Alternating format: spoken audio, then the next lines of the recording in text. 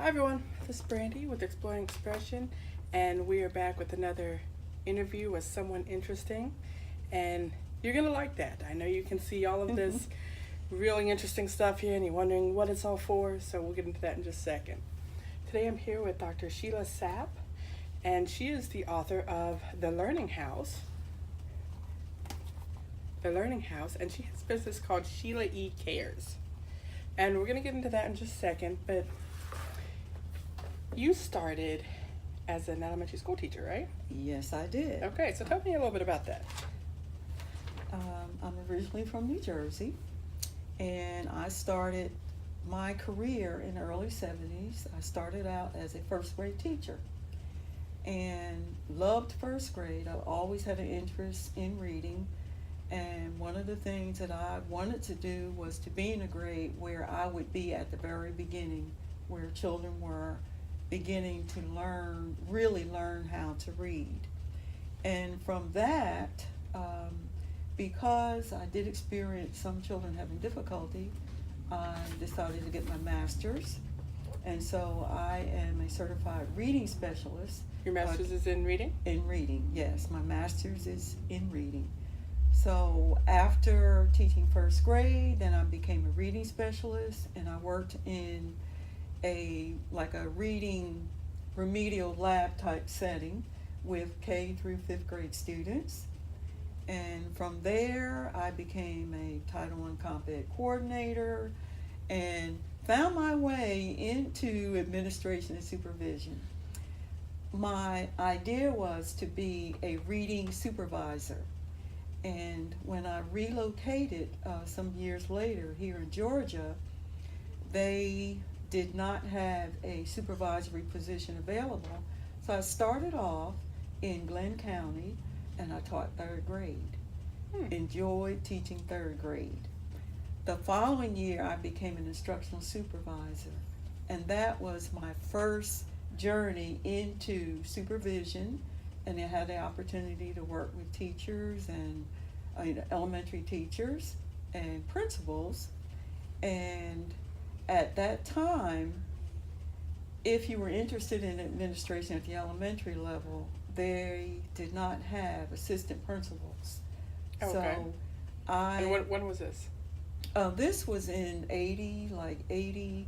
See, I started working in Glenn County during the 1979-80 school year. Okay. So when did you first start teaching? 1970. 1970, okay. And so in 79 you moved to Glenn County. Right, yes I did. And when did you make the shift into administration? I made the shift into administration when I became an assistant principal part-time with Camden County Schools. And I worked as an assistant principal half day, and then I was the arts and craft teacher. So that was another area that I really like to do. So in the mornings I did arts and crafts, and then in the afternoon I put on my administrative role, my principal hat, and I was the assistant principal, and that was my first year in Camden County school system. And eventually I became a principal, and from that point on my experience has been in administration in the Camden County schools. The principalship that I retired from a year ago, I had been at Crooked River 3 different times. Oh, wow. So it was interesting because I started out and then that led me to write this book, Guide to Best Practices for New School Administrators. So here I talk about my early years in administration. Oh, this is a workbook. And right, I came up with worksheets to help someone who was starting out as a new administrator, and oh, did I learn a lot. I'm telling you. So I worked as a principal. I had the opportunity to be an elementary curriculum director. I was in charge of testing. I implemented and was the program director for the pre-K program. So I did that, and like I said, I was like back and forth between Crooked River and working at the central office level. So I had that experience working at the school level, working at the district level. And my last time back at Crooked River Elementary was during the 2000, well, the 2001 school year. I went back as a principal, and I was at Woodbine Elementary for a year, and then I went back to Crooked River. And so 2002 up through 2016, I was their principal. So you just retired in 2016? Yes. Well, I retired the end of 2016-17 school year. So May. So it's 17. been a year, right? It's been a so year. So you worked in schools, particularly elementary schools. Mm-hmm. If I can do my math right, 46 years? Well, not a total of 46 years, no. Well, I guess you could say that. 1970. Right. It's just that, I taught for almost, I was in the classroom for almost 9 years before coming here. So yes, I hadn't looked at it like that. You're correct. So I've been around, I've seen a lot of changes. So tell me, what do you think, because, America's changed a lot since 1970. Yes. And how do you see that in the elementary school? What do you see as far as changes over the last four and a half decades? Right. Ooh. When you say that, so I guess you can say that I have been around and really have seen quite a few changes. I know when I first started out, there was a lot of respect for teachers. And I think back to how I felt in my growing up, because I'm a baby boomer, and there was that respect for teachers. Over the years, I saw where that declined. I also saw where people, and I don't know if it's technology, but you don't see parents as involved with their children's education as you did previously. And I do know, like the neighborhood school, I mean, many of the schools, you knew the parents, and I could see now where the family structure is a lot different. There are more blending of families. I mean, there was a time when if a child's last name was Smith, then that was all of the siblings had the same last name. But that isn't so now. There are a lot of blended families. And the parents it's almost like you have, in some cases, younger parents who are becoming parents. And as far as discipline, you send a note home and you could rest assured that something was done, that the parents took care of it, it was handled.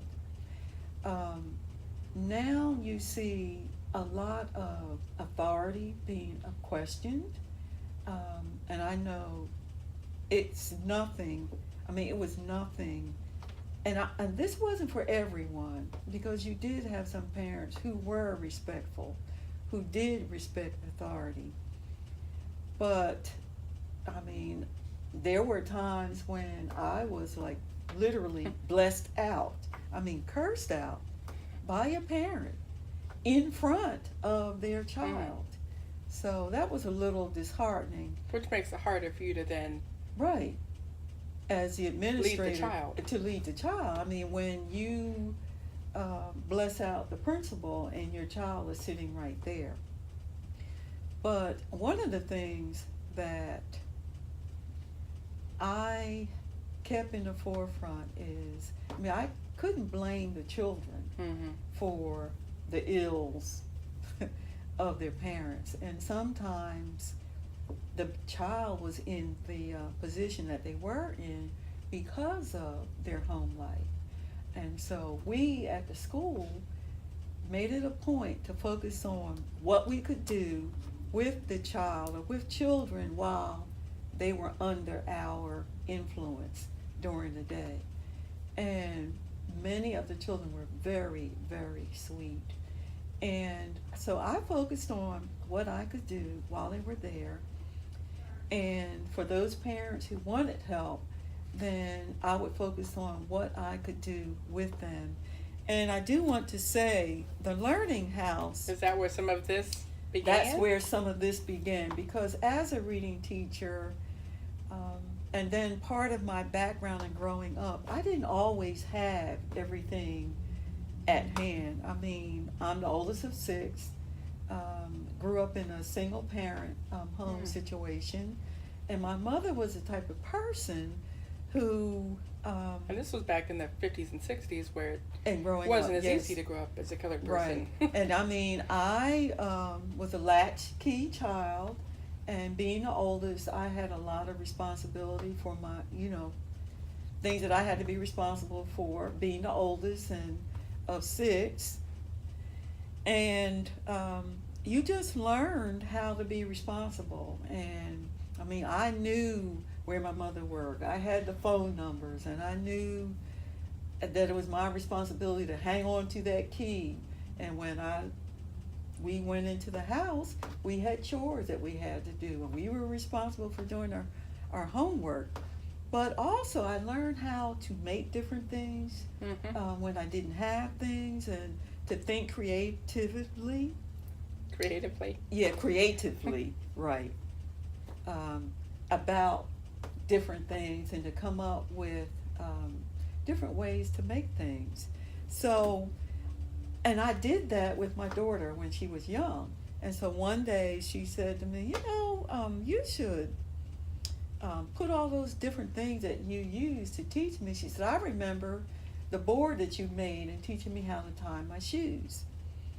And I told her, well, I'll do that one day. Well, the one day did come about. Yeah. And this book, I didn't have the opportunity to do as much with it as I would have liked at the time, because, I was still working as an administrator at the time. And, as time goes on, you get more involved with your job as principal. And I was going back, working on degrees, and I did go back, and I have a doctorate in supervision and curriculum. So I did publish this book, and in it are some activities. Now this book, okay, so where this book is for administrators Right. and school staff, this book is for parents. Right, yes it is. It's for parents. And what I have here today are just a sampling of a few things that parents can do. The Learning House. Because, believe it or not, and I don't think parents realize that they are their child's very first teacher. Yes, and I love your little sign. Right. This little sign that I'm selling for $2, and I call it the Learning House. I am my child's first teacher. And I don't think they think about how, when their child starts preschool or first grade, or if they homeschool, that by the time they're 4 or 5, everything that their child knows. You taught them. Right, they have taught them. And there's some stuff that, and I did, for a while, I did nursery. Okay. For 0 to 3. And that's one thing that I always pushed is, it doesn't matter how old your child is, they're capable of learning. Yes. If you structure your life, and it doesn't matter how old you are, you're so capable of learning. That's true. That's true. And I don't think, sometimes people think they have to go out and spend all this money. But what I try to do in the Learning House is to show them that their homes are learning stations, Mhm. that each room in a house is and can be turned into a learning station. And I talk about those chores that you do, like Mhm. with your laundry and washing dishes and something as simple as setting the table, that in itself can be a hands-on learning activity for your child. Now, although many of the activities I recommend are for children like age 2 or 1.5 up through 8, but I can go out and in the past I have had like learning like workshops for Mhm. parents, and I talk about different ways you can modify some of the activities and adapt it for older children. Well, And sometimes I just made these I can cans with my own yes. sons, and my Mhm. oldest son is 14, and we absolutely love it. The I can, Right, yeah, I can. and we made the I can just like we had talked about Mhm. before, and then we made an I will, Right. and so because we're homeschooled, and so as he learns things, we move it from the I will know how to do this to I can do this, and Right. it's such a and he's 14. He's not, he's not 0 to 8. Right. He's, And the reason, and this I can and I am came about with my concern and interest in children becoming emotionally resilient. And so do you find that they're less resilient now than they well, used to and we have had, and I did a little research that the rate of suicides has increased, and I think about the youth and our young children who are at risk. For some reason, sometimes they are not willing or they are not equipped with coping skills to be able to accept failure. And there are some parents and these who days think, failure is public. yes, with It's- social media, it is so public, and we've been hearing about famous people who have committed suicide, who either are suffering through depression or suffering with depression, or they may have mental illness. We recently lost some students in our county. So I'm really concerned about children not really having all of the coping skills that they need. And sometimes as parents, we want to make everything perfect for our children. We don't want them to have to suffer. And even sometimes as an administrator, it's hard to try to get across to parents that everyone will not get a certificate. You can't always get a pat on the back for everything that you do. And that in growing up, there are going to be some failures that you experience. So you need to know how to bounce back. Mm-hmm. And I really feel, because we do have some parents who I call helicopter parents. And they're like, whoop, whoop. And they leave their lunch home. And they're so quick to run up to the school. Sometimes children have to deal with some of the choices that they make. And sometimes they say, well, I want a certain thing for lunch. Well, I didn't want lunch because they didn't have, A, B, C, and D. Well, if that's your choice, then maybe you might just drink water during lunch. Or you might just get a piece of fruit. But not everybody gets lunch. And then not everybody gets lunch. Yeah. So that's how I came up with that. And then So how does this this bullying. support resiliency?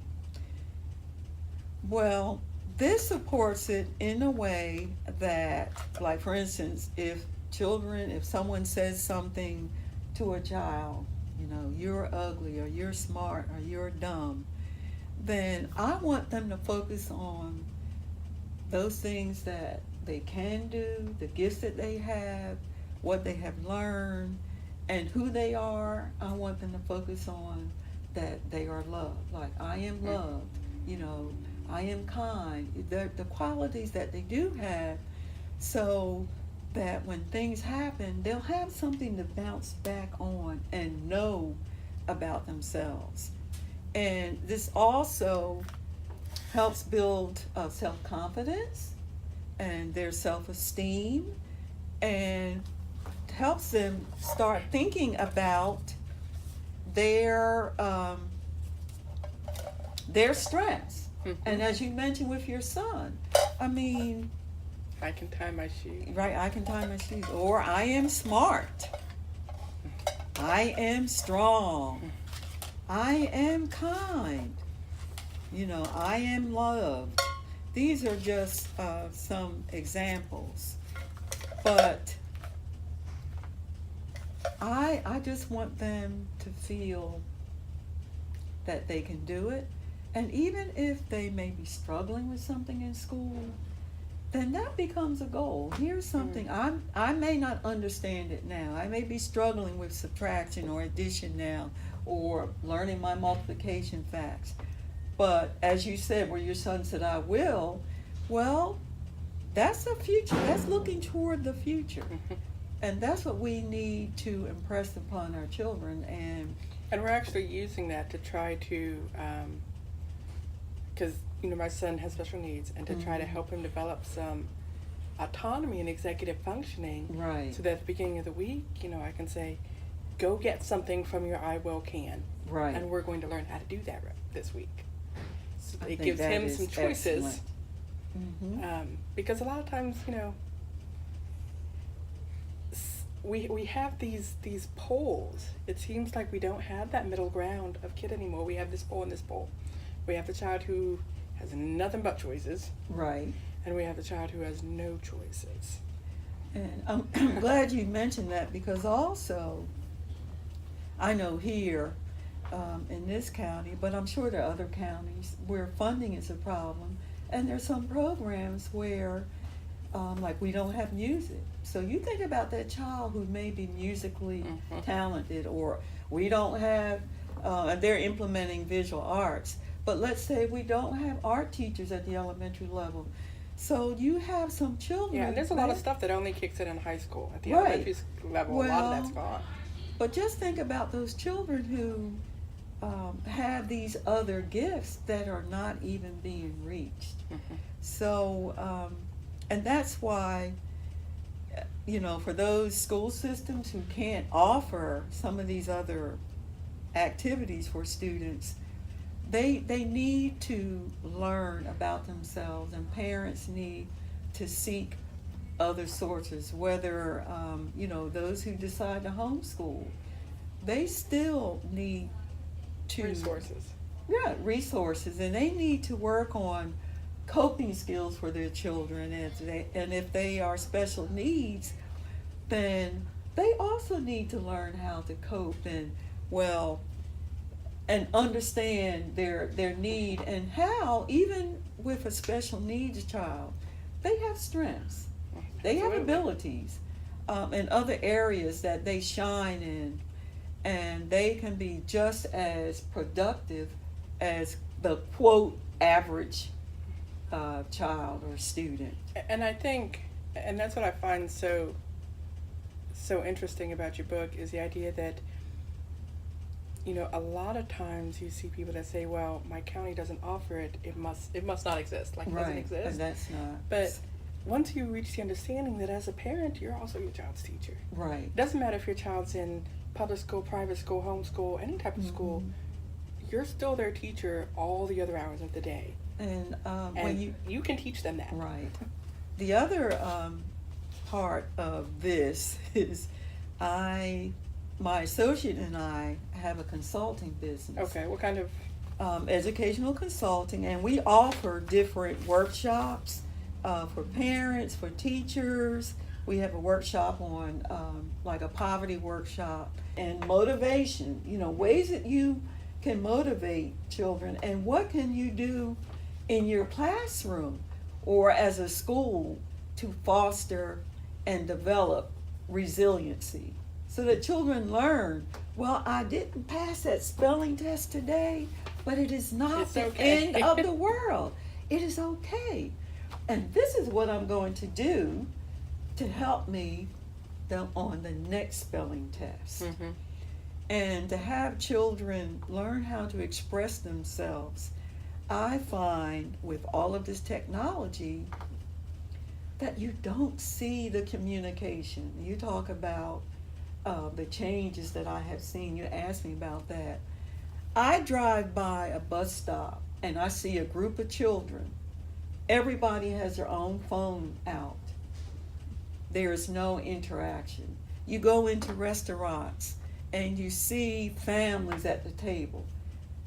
Dad has his iPhone, mom has her iPhone, the children, the youngest one may have an iPad, and the children might be plugged in with their iPhone, listening to music or whatever.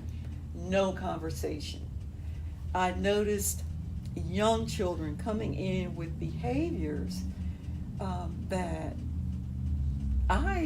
years ago, I didn't see, not in pre-K and kindergarten, where they're screaming and biting and kicking their teacher or other students. So you're saying that's more prevalent now than it used to be? From what I see, yes, I would say that. And they're coming in at a younger age, exhibiting these behaviors. I mean, some of them, the behaviors that I just mentioned, I would expect with the older children, but I don't see a lot of that with the older. I see it with pre-K, and I see parents saying, well, I really don't know what to do with them. And I think part of it is they are, in some cases, frustrated, Mm-hmm. and they don't know how to use their words to express what's going on in the inside. The kids or the parents? The Or children. both? And in some cases, it's the parents who are having difficulty, and they think, well, giving them that iPad and sitting them in front of the TV is That's their not teaching them responsibility. words. Or that we send them to school and it's the school's responsibility. No, we want to partner with you. And you know more about your child than we do. Those children are with their parents more than they're in school. And so how do we turn, I see a lot of really interesting things. How do we turn, for the normal person, your house into a learning house so Well, that you can have that partnership? Well, I had this little activity and some of the other things that parents can do, which cost very little. I mean, you go to your local, like your Walmart or your Dollar General, and you can pick up flashcards, or you can make your own. Here's a game on same and different. Here's a little activity that I made out of a paper plate where children can practice blending. Looking at the ending like at, they could be et, et, or ot, ot, and I made these just piece of paper, magic marker, and you can either glue or tape them to a I call them popsicle sticks. That's what I call But and where they can practice, at, rat, just little examples like this. And this is very easy to Very put together easy and to do. And I have a newspaper in that bag over there, but you can do the same thing with a newspaper. They can look for words, the highlight letters, and many of like the advertisements. It's a great way to work on colors and Colors shapes. and numbers and shapes. And you talk about fine things that you wear, or rings, vocabulary, math problems. Here's something else. You can make math problems for your older children. Grocery shopping. They can grocery shop and then add up the items that they decided to buy. And I mean, these are real simple. very easy to do. And it starts helping kids develop. I have a series on my site called Words Worth Knowing. For each word, I talk about the etymology of different interesting words. Right. And at the end of all of them, I talk about that words are power. Our language is rich with words. We should use them. Right. And, that goes back to what you were saying about some of the kids coming in and not having the words to express. Right. Not having a vocabulary. You can talk about categories. I have this with counting, and this is out of just a hanger, clothespin. Oh, it's got the dots on the other side. And dots on the other side. You can use words, vowel sounds. This is something that I made where you put sight words in it, and you shake the words out, and the words that come out, you can have them pronounce it. You can have them come up with sentences. You can put the words together. And what was this originally? This was originally a what do you call it? I just lost my words. A room deodorizer. It had like little beads in it. And then when it finished, I just washed it out and cut up some words and decided, I can use it for that. Yeah, and that's what's so important about this book and about what you're doing is that none of this stuff is stuff that you have to go out and buy. You don't have to. These are soup cans. And this is a you room can say deodorizer. These are like plates. egg cartons can become counters. Something like you get index cards. We do a lot with Easter eggs, empty Easter eggs, and egg cartons. The other thing that I like in the kitchen is labeling. Like, labeling the oven, refrigerator, and then it began to get the vocabulary. You talk about the categories with clothing, when you're folding up the clothes, putting socks together to see if they can find the socks that are the same. It's just exposure. Right, just exposure. That is simply it, and so forth. Also, buying little dollar books and reading. Read to your child. Read to your child. And read yourself, because you are the model for your children. And when you read, change your voice. And ask them questions. And we talk about, when we work with parents, we talk about how to read to your child and what kind of questions to ask. And talk about the parts of the book and how you read, from left to right and so forth. I mean, there is just so much. And we will even help you put together your own little kit of what you need to have so to you get actually started. will go into people's homes If and invited, help them create that. We are willing, if a parent wanted to get their neighbors together, we could come in and meet with them. And the thing about that is when you get a group, let's say we show you 5 or 6 different games that you all can use.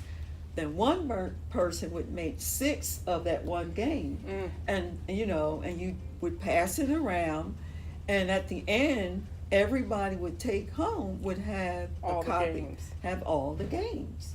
So, and we're willing to go to churches, and some churches have activities for families like preschools and home daycares, and people who are homeschooling, because I know many of them have like little co-ops. We're willing to do that. Here is something where you can buy these rings, alphabet rings, and you can make your own. And you know what we did with these for my older kids is we made periodic table rings. How about that? It's the same concept, Right. but just taking it to where they're at. And that's one thing, Right. when I that's see there. this isn't just for, and a lot of these activities are for little kids, Right. but the idea works with little kids and older kids, because you can still, the cans, like I said, I use with my 14-year-old, and we use the rings for periodic table, and the newspaper. I've now bought newspaper, and we're circling positive messages and negative messages. That is excellent. This thought just came to my mind that you could actually cut these titles and have them make up with their own article, story, and that just came to mind. But I mean, there's just a wealth of things that parents can do with their children at home. But you know, I just think it's a part of being a teacher and being an administrator in a building. You know, you build those relationships, and you have to be willing to step outside of the box in order to relate. And I think it's interesting to note that, or important to note that even if you're a homeschool parent, at some point in their childhood, your child will have to interact with another adult in charge. Yes. With soccer coaches, with dance teachers, they'll with have to know. Boy Scouts, and you'll have to still need those same skills as you need with teachers at schools. Right. And I admire parents who have taken on that responsibility, the homeschool. I really do. I just never, considered that with my daughter. And, I would work with her at home. It wasn't as prevalent then as right. it is. But I really admire individuals who are able to actually homeschool.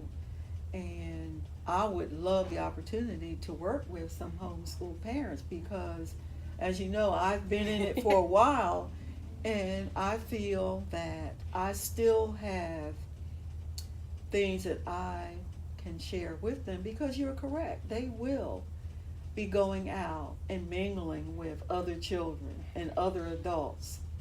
And I know that parents who homeschool want their children to be equipped to handle the outside world like every other parent, because they're going to grow up, they are going to work one day or go to college, whatever they decide to do, and they're going to have to know how to handle the other people.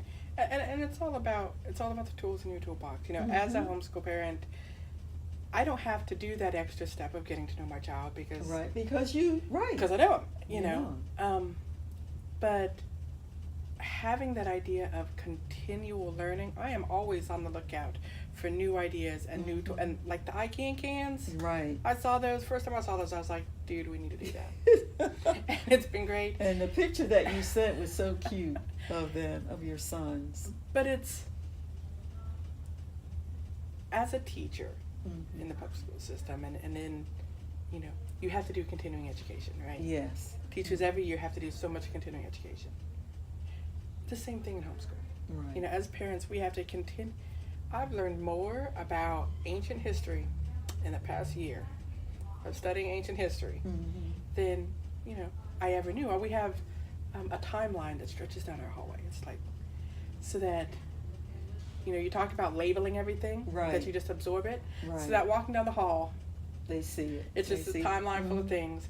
And when we look at something, or we see a news, or we can go, oh wait, let's go see what happened before and after that. Well, let's go. That is neat. I like that idea. It's turning everything you are and everywhere you are into a learning house. Which you can do. I mean, it's so important. Yes. And so, well, thank you very much. And so thank these are you. on Amazon, right? Yes, Amazon. And this, if you're in school system administration, but That's definitely available for on Amazon. parents. Amazon. And how much are these? All right, on Amazon, it starts at $23 and goes up to $26. This was like $32. And how can people how can people find you? They can find me at Sapp and Bruce 17 at gmail.com if they want to email SAPP Bruce BRUCE Sapp SAPP Bruce BRUCE 17 at gmail.com. Okay. I'm in the process of getting my webpage together. So. Well, definitely once you have that, let me know, and I will. Oh, okay. I'll I send will. out a link. But to that. thank you for this opportunity, because This was incredibly interesting, and I applaud what you do. Well, thank you. And I am, we are trying to get out there more, because we're both retired now. Dr. Bruce, Dr. Darlene Bruce retired before I did, but we have been colleagues for several years. As a matter of fact, when I went to Crooked River when I first started, she was the kindergarten teacher there. Oh, that's great. Right, and I was her assistant principal. So we have worked together, and we have very similar ideas and feelings about things. And So this is Sapp and Bruce, and then there's Sheila E. Cares. Right. And Sheila E. Cares was around before Sapp and Bruce. And, but we really work together. And as I said, I am really big on parents being their child's first teacher. And we're big on empowering parents. And no matter how old your child is, you're still their Right. teacher. Right. No matter how old. My daughter's in college, and I still consider myself. And my daughter texts or either calls me. As a matter of fact, I think my advice is more valuable now than when she was in school. It was like I didn't know anything then. But so we go through it, and just like students idolize their teachers. They really do. So I can't think of a more remarkable and rewarding role than to be your child's teacher than anything else. Really. Absolutely. It's the ultimate role. Well, So, thank you. Thank and you very much. And thank you. Hi, I'm Brandy from Exploring Expressions. You just finished hearing about and from somebody interesting. I hope you enjoyed learning about them as much as I did. I just want to take a minute to let you know that I am always on the hunt, exploring new opportunities to learn, teach, grow, and share, and looking for people with interesting jobs, interesting hobbies, interesting histories, or interesting ideas. If that's you, or if you know someone that's interesting, drop a comment below or send me a message, because I want to talk to them. And as always, if you like this video, make sure to hit like and subscribe, and follow me. I'm on Twitter, I'm on Facebook, I'm on Instagram. Let me know you're out there. We'll see you later.